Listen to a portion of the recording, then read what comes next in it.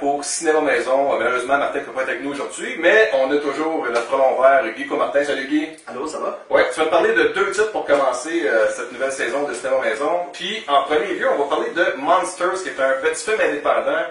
Tu as eu la chance de voir ce film-là avant moi. J'ai eu la chance de voir ce film-là de Gareth Edwards avec Scott McNairy et Whitney Able, je crois. C'est toi qui l'as vu. Et des personnages comme inconnus, mais un film qui devient une genre de métaphore. L'histoire se passe au Mexique. Vous avez un probe qui est envoyé par le gouvernement pour aller chercher des échantillons sur une planète où il est supposé avoir de la vie. Le probe va ramener l'échantillon, mais va s'écraser au Mexique. Avec le temps, il va se développer des monstres. Comme s'il avait ramené des bactéries, c'est ça? Comme s'il avait ramené des bactéries. Puis là, le Mexique va devenir une zone... une partie du Mexique va devenir une zone infestée. Alors, il va y avoir le Restricted Area, un endroit, une aire interdite. En quarantaine.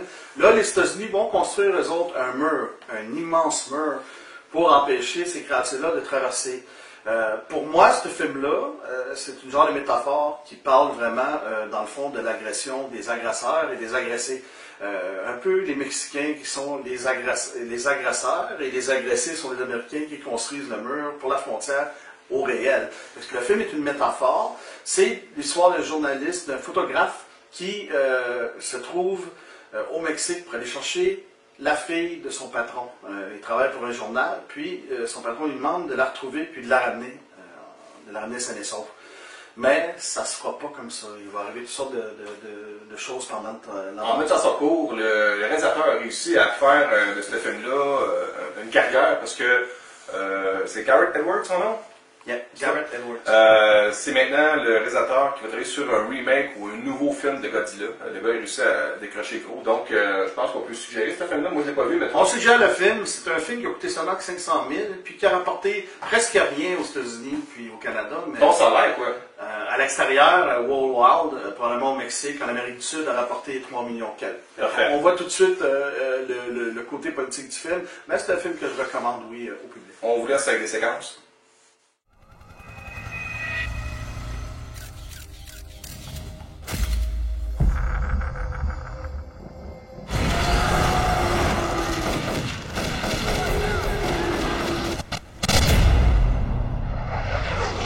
All I want is to get back to America. I'm just asking you to help me out here. Very difficult journey, very risky, very dangerous. Bon, alors maintenant, on va vous parler d'un deuxième titre pour cette émission-là. C'est All About Eve, un film de Bette Davis. Là, j'avoue que je suis inculte, que je suis pas correct, je connais pas ça, je suis ignorant du cinéma classique. Bette Davis, qui est une icône artistique aux États-Unis, une très grande actrice des années 40, 50 et 60. Bette Davis, qui, dans le temps, faisait beaucoup de compétition entre elle et Anne Baxter, qui est une autre icône américaine des planches du cinéma. C'est un film, All About Eve, qui a gagné au-dessus de 5 trophées, a eu 14 nominations aux Oscars pour la qualité de son film, pour la qualité des acteurs. All About Eve, c'est l'histoire d'une vedette de musical, vedette de théâtre, une chanteuse, une femme complète qui, au cours de sa carrière, se fait connaissance d'une femme qui s'appelle Eve. Et Eve, c'est une fanatique de l'actrice. Bette Davis, dans le film, va jouer Margot Channing, qui est la vedette, et elle aura cette Eve sur le dos presque tout le temps, qui va donner une obsession. Eve ne veut pas seulement qu'aider Margot Channing, veut prendre sa place, voudrait devenir une vedette comme son idole. C'est un film qui démontre l'obsession. En conclusion, on cherche quel cinéphile avec ce Blu-ray-là?